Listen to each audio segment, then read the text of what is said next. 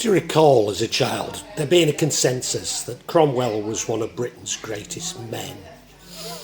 A man who brought parliamentary democracy to Britain. A defender of the common people. In 1970, when the film Cromwell came out, we were taken to the cinema to watch it by the school. By then I was a fervent Republican and devoured the film. However, I do recall watching the atrocities in Ireland and a sense of misgiving these brought with it. My views had been shaped by these early influences. Maybe it's my recent investigation into Shropshire folklore that's causing me to reappraise these deeply held views. Whilst I most certainly have not become a cheerleader for King Charles and Prince Rupert, my misgivings with the parliamentarians are growing.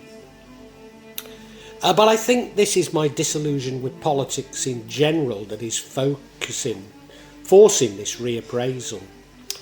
The traditional left are appearing increasingly authoritarian, while the right seem to be the supporters of libertarianism. Of course, these are based on US political divisions and its impact on society. But I guess as a result of social media, such US notions are being adopted in much of the West. Now, it's not my place to expand on my suspicion that this is somehow being manipulated, even planned. But it's worth putting this marker down. I guess all that I'm doing is reappraising my views to one that is much less tribal and nuanced. It therefore expresses these more nuanced views in this vlog. The English Civil War describes the civil wars between the Royalists and the Parliamentarians in England and Wales from 1642 to 1652. They are part of the wider 1639 to 1653 Wars of the Three Kingdoms, including the First English Civil War, the Second English Civil War and the Third English Civil War, although the third is really an Anglo-Scottish War, 1650 to 52, as most of the fighting took place in Scotland, whereas the Royalists consisted almost entirely of Scots Covenanters and English exiles. The First English Civil War was fought primarily over the correct balance of power between Parliament and Charles I. A victory to the parliamentarians led to concern over the political influence of radicals within the new model army like Oliver Cromwell. This led to an alliance between moderate parliamentarians and royalists, supported by the Scottish Covenanters. A royalist defeat in 1648 in the Second English Civil War resulted in the execution of Charles I in January 1649 and the establishment of the Commonwealth of England. In 1650, Charles II was crowned King of Scotland in return for agreeing to create a Presbyterian church in both England and Scotland. The resulting Anglo-Scottish War ended with parliamentarian victory at Worcester on the 3rd of September 1651. Ireland and Scotland were incorporated into the Commonwealth and Britain became a republic until the Stuart Restoration in 1660. In England, over 100,000 people died from war-related disease during the three civil wars. It's estimated that from 1638 to 1651, 15 to 20% of all adult males in England and Wales served in the military. Around 4% of the population died of war-related causes.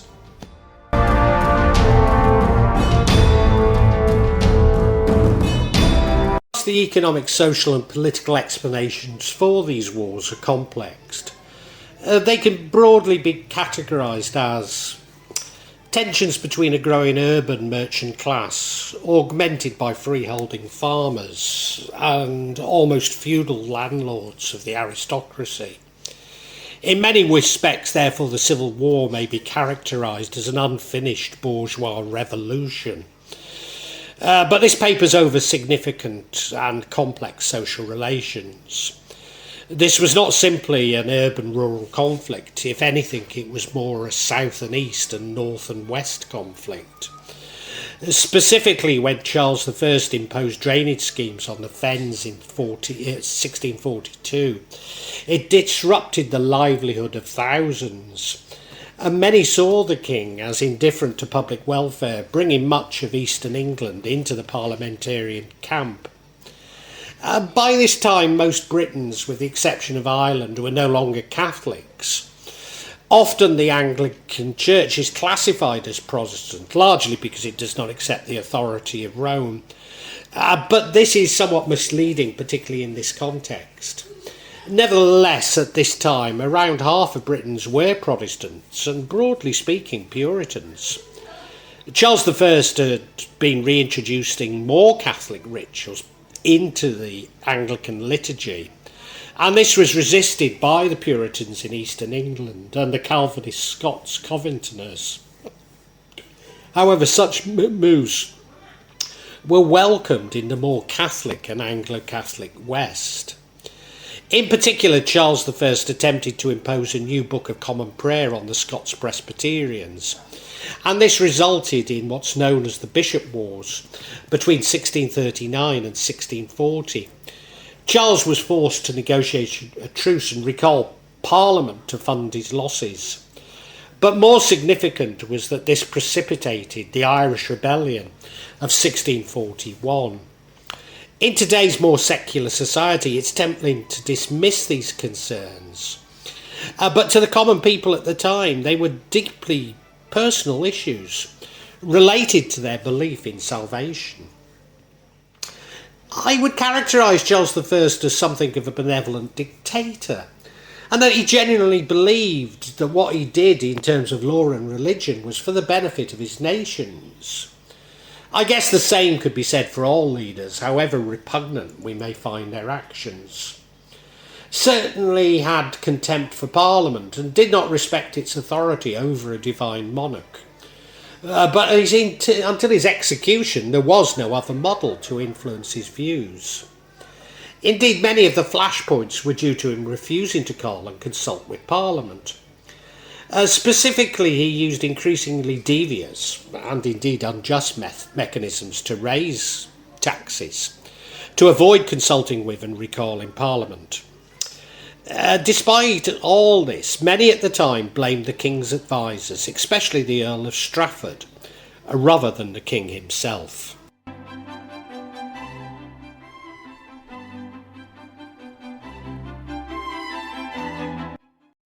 Having suggested that the south and east were parliamentarian and the north and west were royalist, it's tempting to see Shropshire as staunchly royalist. But this is an oversimplification. Certainly Wales and Herefordshire were royalists.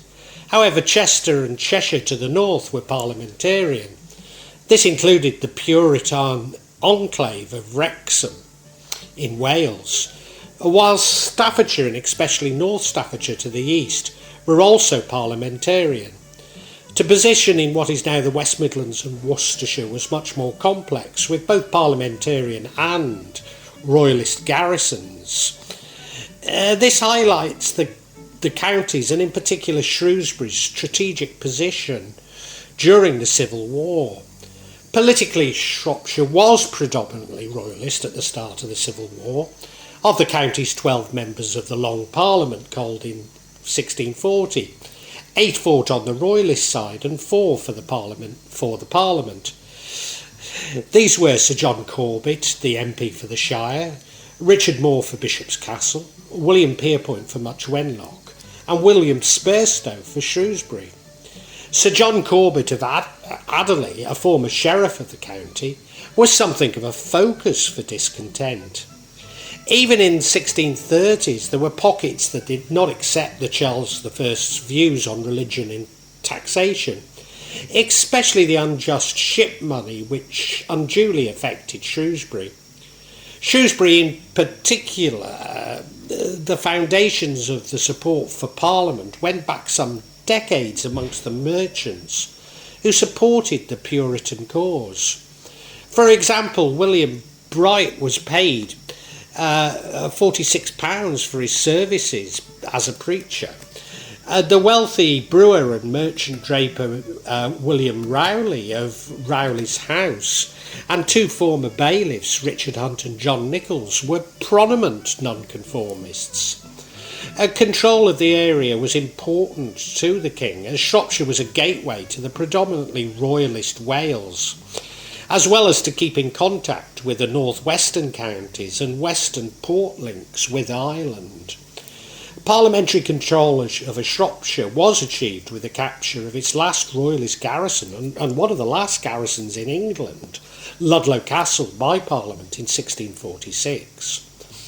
Richard Gough, 1635 to 1723 of Middle in Shropshire, wrote somewhere around 1701 about men from his village joining the Royalists. And out of these three towns, Middle, Marton and Newton, there were no less than 20 men, of which number 13 were killed in the wars, and if so, many died of these three towns.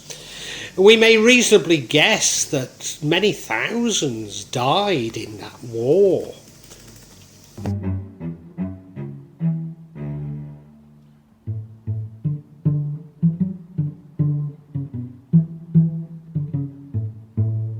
After raising his standard at Nottingham, Charles I proceeded into Shropshire, arriving via Newport on the 19th of September 1642. On the 20th of September he issued the Wellington Declaration in Wellington Market Square. This promised to preserve the Protestant religion, laws and liberties of his subjects, and the privileges of Parliament, then inspecting his troops below the Wrekin.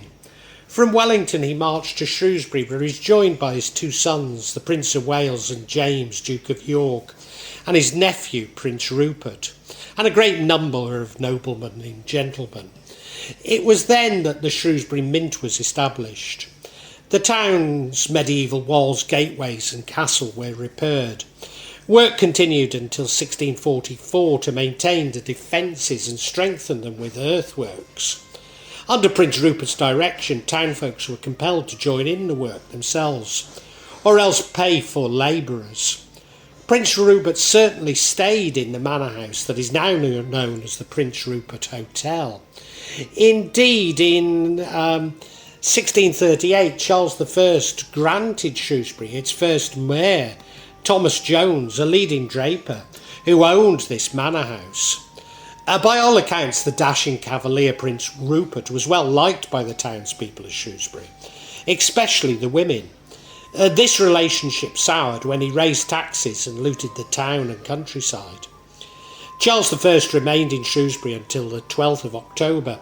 He then marched to Bridge North, and from there he advanced to Edge Hill in Warwickshire, the scene of the first pitched battle of the First Civil War.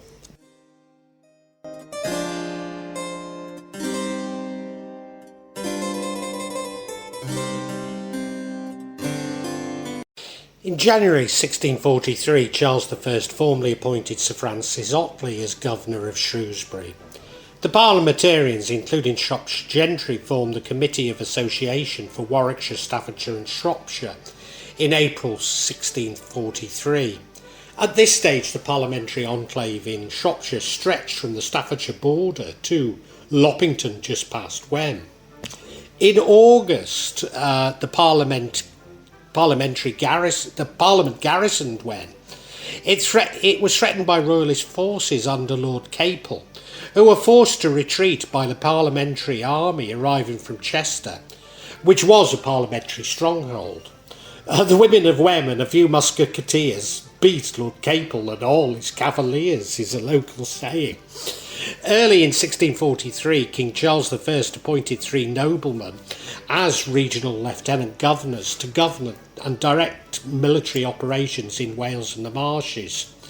The six counties of North Wales, Flint, Denbigh, Carnarvon, Merioneth, Montgomery and Anglesey, were allotted to Lord Capel, who was also responsible for the northern marsh counties of Cheshire, Shropshire and Worcestershire. Keppel set up his headquarters at Shrewsbury in March 1643. On the 12th of December 1643, Tong Castle was captured by parliamentary forces from Eccleshall, Staffordshire. By this time, the master of Shrewsbury School commented that the completion of the annual audit was marked by a dinner instead of a customary banquet, reflecting the financial impact of the war on the town.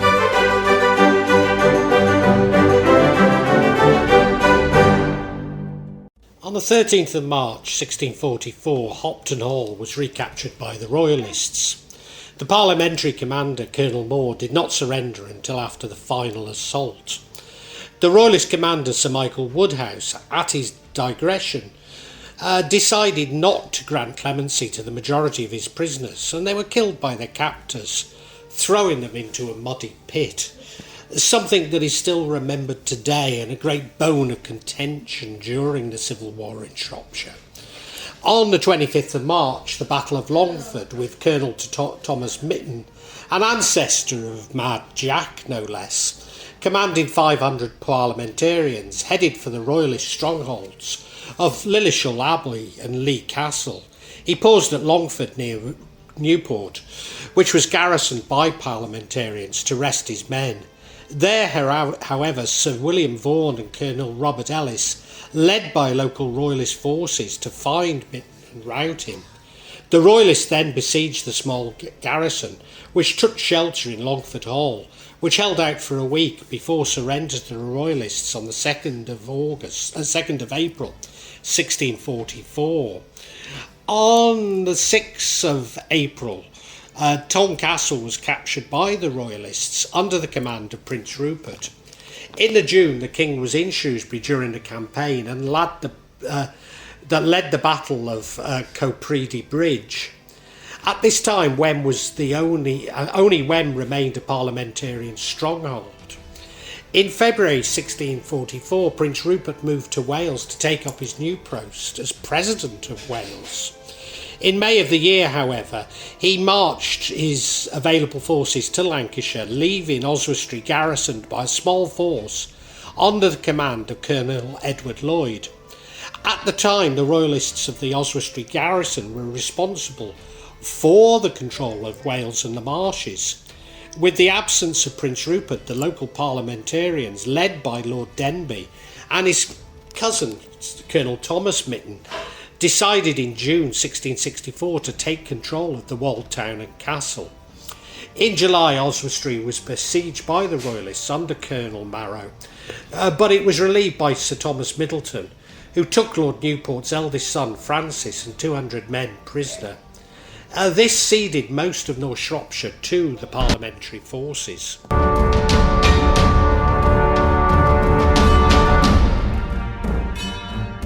By August, Prince Rupert had Sir Francis Otley replaced as Royal Governor of Shrewsbury by Sir Fulk Huckness, but was later replaced by Sir Michael Ernley due to Sir Fulk Huckness's unpopularity. A part of this unpopularity was due to an abortive attempt to retake Oswestry and the subsequent demolition of Oswestry Castle.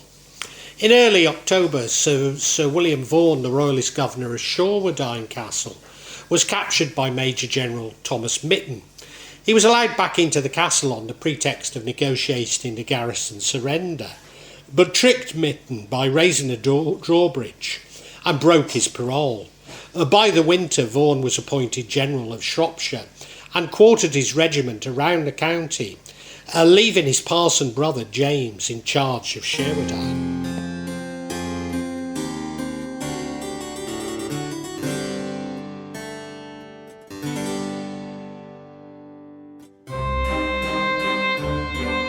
In February 1645, Aptley House was taken by the parliamentarians under Sir John Bryce, when Sir William and Sir Thomas Whitmore, Sir Francis Otley and about 60 men were made prisoners.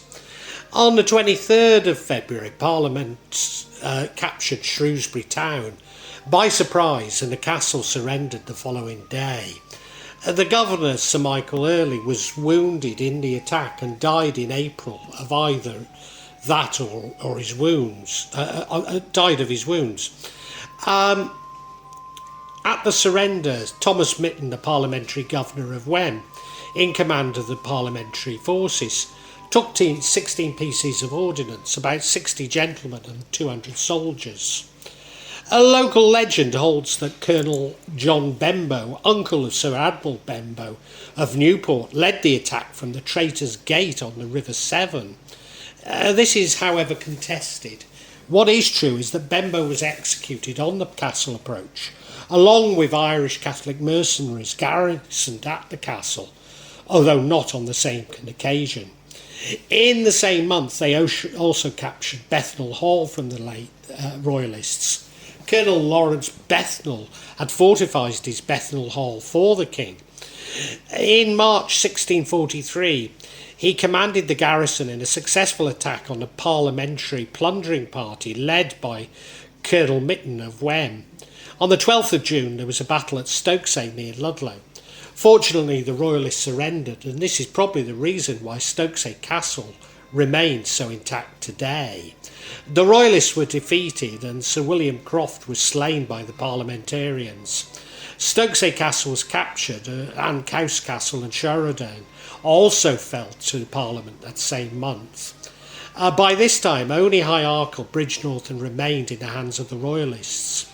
But on the 4th and 5th of July, Sir William Vaughan won 2 significant victories, resulting in relief of the besieged garrison of High Arkle. In the late autumn, Oliver Cromwell appeared before Longford. The village was quickly taken and the general immediately placed Longford Hall under siege. Under Cromwell's call for the garrison to surrender, Sir Bartholomew Pell, the Royalist commander, entered into negotiations with Cromwell, winning favourable terms. Under the surrender, the garrison surrendered their arms.